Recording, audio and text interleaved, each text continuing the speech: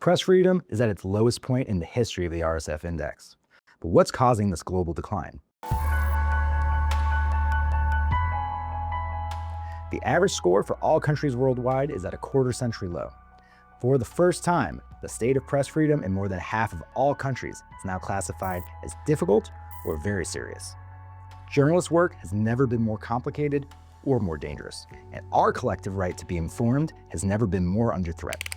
For the 10th consecutive year, Norway remains at the top of the index. Conversely, Eritrea remains at the bottom. And while violence against journalists remains widespread, the 2026 index highlights another major threat: the legal frameworks that are supposed to protect journalists and guarantee access to reliable information are being weakened and even abused. Of the index's 5 indicators, the legal score has seen the sharpest decline this year, a sign that the criminalization of journalism is only growing. Since the attacks of September 11, 2001, legislation governing national security and defense secrecy has expanded worldwide. These laws are now being used to prosecute journalists and restrict access to information in the name of fighting terror. But their true goal is to prevent coverage of topics of public interest, whether in authoritarian regimes or democracies.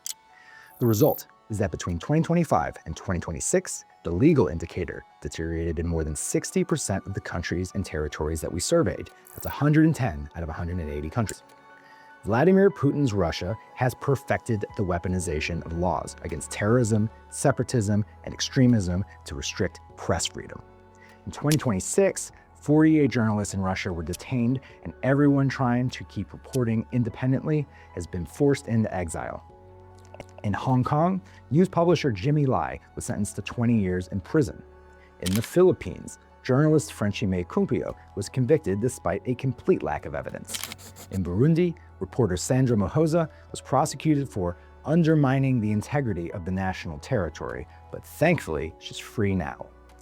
The decline in the legal indicator on the index is also due to abusive lawsuits against journalists known as SLAPPs, or strategic lawsuits against public participation. They appear everywhere, from Bulgaria to France, from Indonesia to Guatemala, a country known for the unjust case against journalist Jose Ruben Zamora.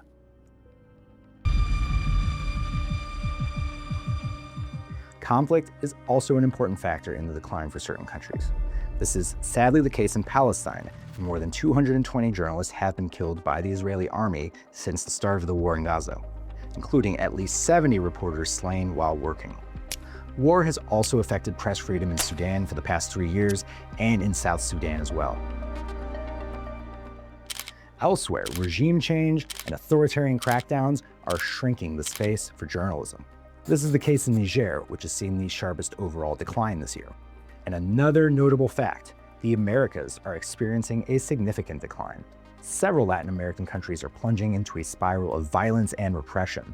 Up north, US President Donald Trump has systematically attacked the press in concrete ways, causing the country to drop to 64th place this year, falling 7 points to its lowest ever ranking.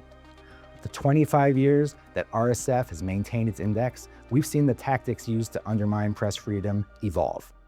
Journalists continue to be killed and jailed, but journalism itself is now threatened by economic headwinds, the criminalization of reporting, and a hostile political climate.